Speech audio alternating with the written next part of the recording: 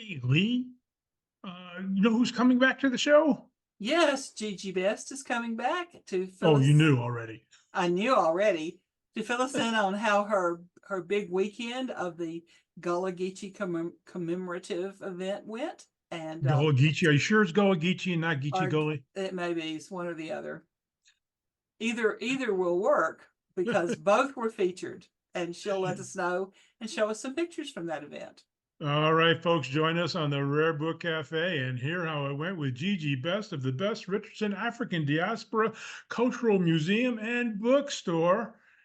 Where is that, Lee? That's in St. Augustine, Oh, Florida. yeah, St. Augustine, Florida. That's right. All right, join us for the show, folks.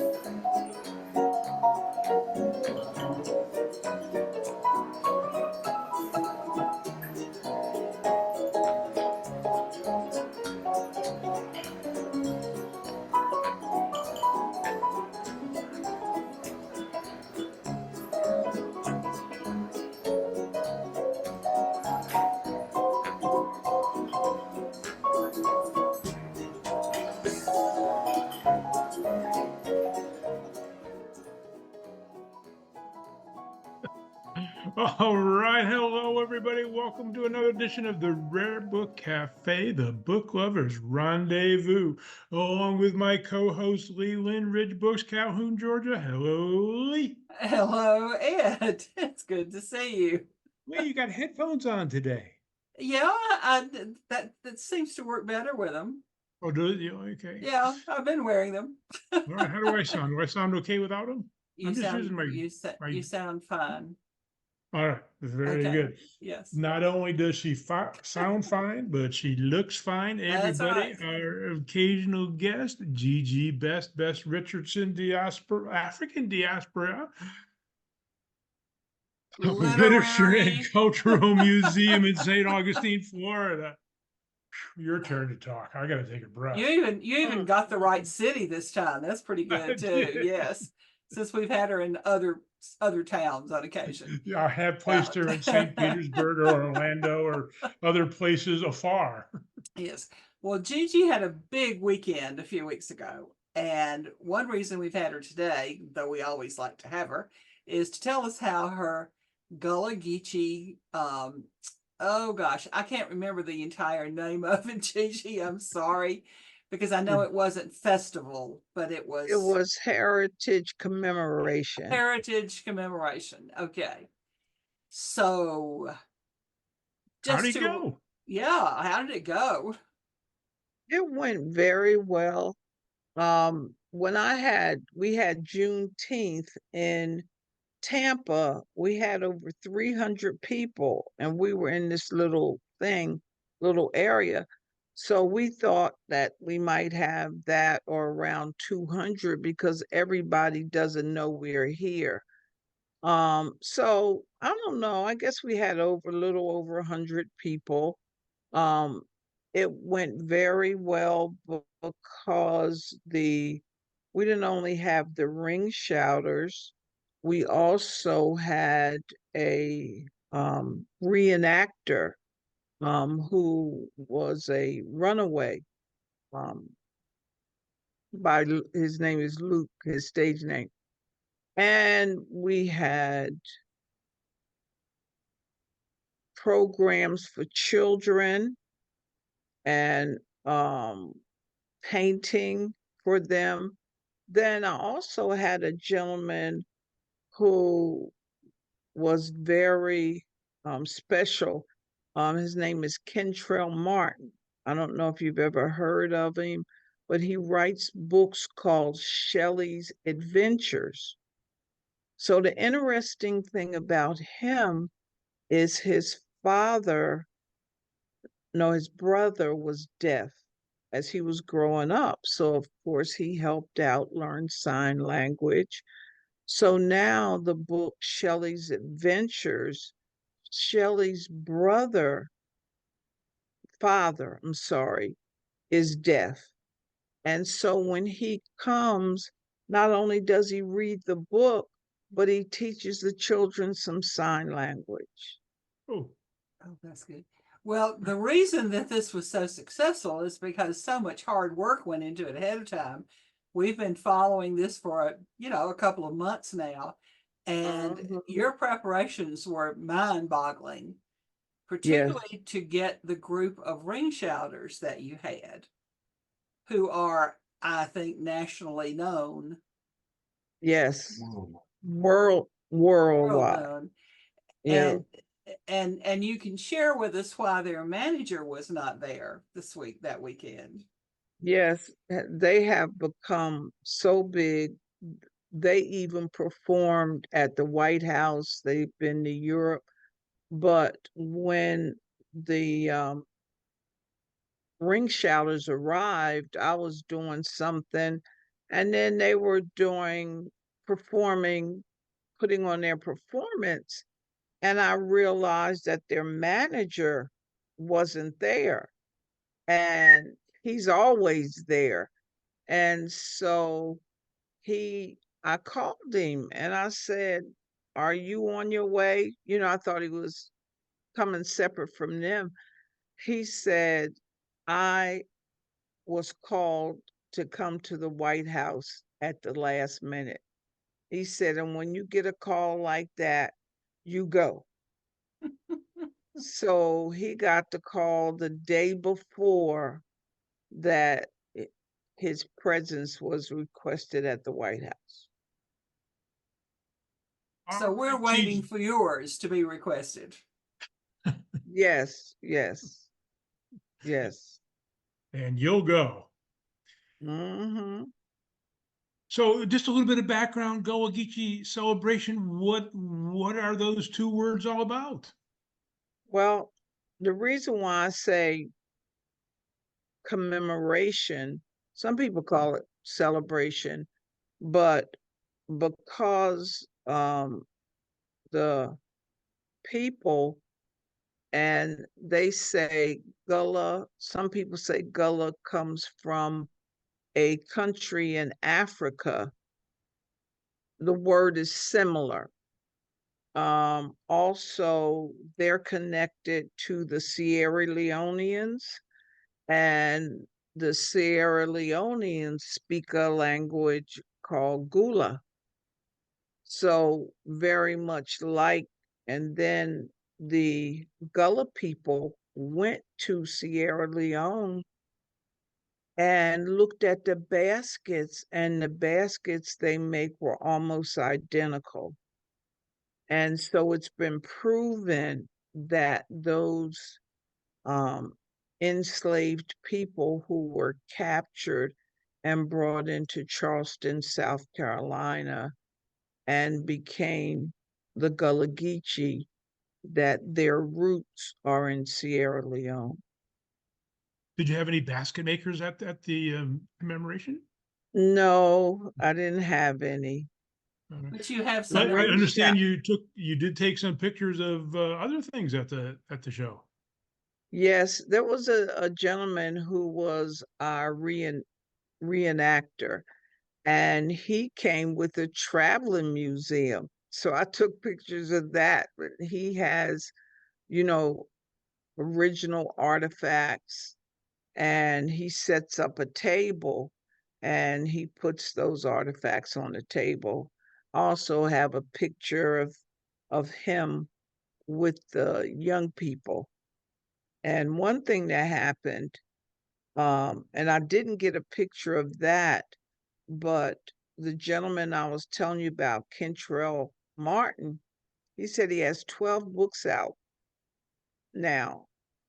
This has been over the years. All Shelley goes skiing or ice skating or something like that, but it's all Shelley. So when we looked at the information with Kentrell, where he teaches the children the teaches them the sign language, what we found out afterwards he came to me and he said there was at 4 o'clock, right as the shouters were finished, we had a tumultuous downpour. And so Kentrell told me that's when he pulled the children up and the young people and read to them and taught them sign language. So I didn't even get a picture of it because I was outside under the tent trying not to get too wet, which my shoes were wet, my skirt was wet. Gigi, I don't think we've ever seen you in this room where you're currently sitting, but over your shoulder, I see some T-shirts back there. Are they representative of your store? Yes, we sell different t-shirts. This particular one was the one we did for Juneteenth, and that's when it was a national holiday. And the program we did then was called Oh Freedom. And that's when I was telling you we had over 300 people that came. And in our logo, that's my great grandfather, that's my grandmother, and that's my great great grandfather. Well, That skips, I'm sorry. move it over a little bit That to your left. skips. That's mine. There you go. Okay. Are you planning to do a Juneteenth event this year in the new location? I haven't decided yet, Lee. You're just, it's just a lot of work, isn't it? It is. I mean, what we just did, and we plan to do a Florida author event, maybe 8 to 10 people. But there's a young lady, I told her I'm putting her in charge. I just, you know what I mean? You just can only do you can so do so much. much. But it's not going to be like this one was with the food truck and DJ, and we're not going to have Yeah. all of that. No, it's going to be kind of a quiet event. But yeah, that, and this Bible on there is from 1699. That's one of my great grandfather's Bible he brought from England. Wow. No, it's 1599 in the 1500s. You've made your own family crest. Oh, but I already have some. But yeah, you could say this is, but yeah, some of my ancestors had the coat of arms, so I have a couple. So you have Excellent, some excellent. pictures from the commemoration that you're going to tell us about? Yes, one picture is the runaway Bruce with the young people, and he's kind of telling them about what life was like, for a person who was enslaved at that time. I have another picture of my sister and I sitting under the tent.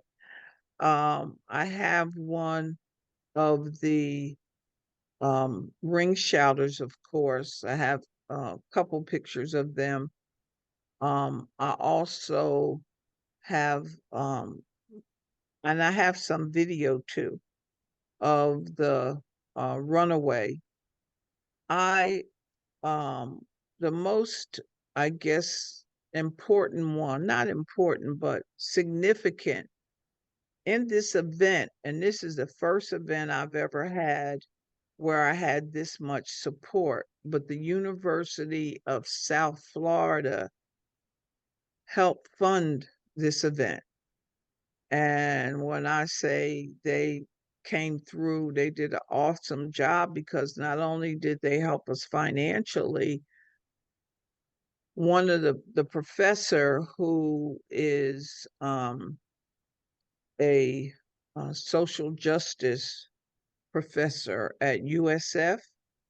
She came with her graduate assistant and her son.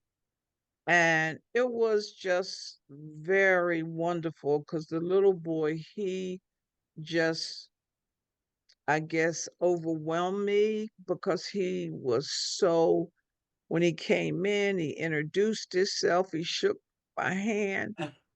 But the interesting thing is he was out by, we have a fence here. He was out by the fence handing out the flyers the day of. Oh, And I thought that was so sweet. And we, got them food because of the performers' food. And he was coming in packing up something. And I said, what you doing? He said, I saw a lady and a man, the unhoused shelters right across the street from us. So he saw a lady just sitting out on the ground and he said, would you like some food? And she said, yes, yes, I would. And he asked the man, and the man didn't want anything. So he came inside and put sandwiches and chips and a soda and a cookie, a couple cookies. He had these big cookies. So I thought that was something that was really special because it showed, you know, what we were teaching the children, and what he's evidently learned is to put other people before you. And also the whole, um, I guess I say wonderfulness of education, of book reading. how And you old know, I was just he? think, Gigi, booksellers enhance the community that they are in, but you have taken this to another level, really, of exposing the culture and having an impact on the community outside of the printed word. You've just done a wonderful job. thank you. I appreciate that. I How old appre- was the child? I'm just curious. 11. Okay. That's a really good age to be learning things like that. Yes. My grandchildren are 9 and 11, and the 9-year-old especially would have been right there beside him. Hmm. Yes. So I thought that was so sweet because no, for most young children nowadays, see people that are, you know, disabled or whatever, and they don't offer anything. So I just thought that was so it sweet that, was, yeah, that he went out and offered her food. and a real tribute to his mama too. Yes, yes, yes. Dr. And all of our Elizabeth, mamas. yes, our mothers, Dr. Elizabeth Horge Freeman. Yep, that's her name. And that's her only child.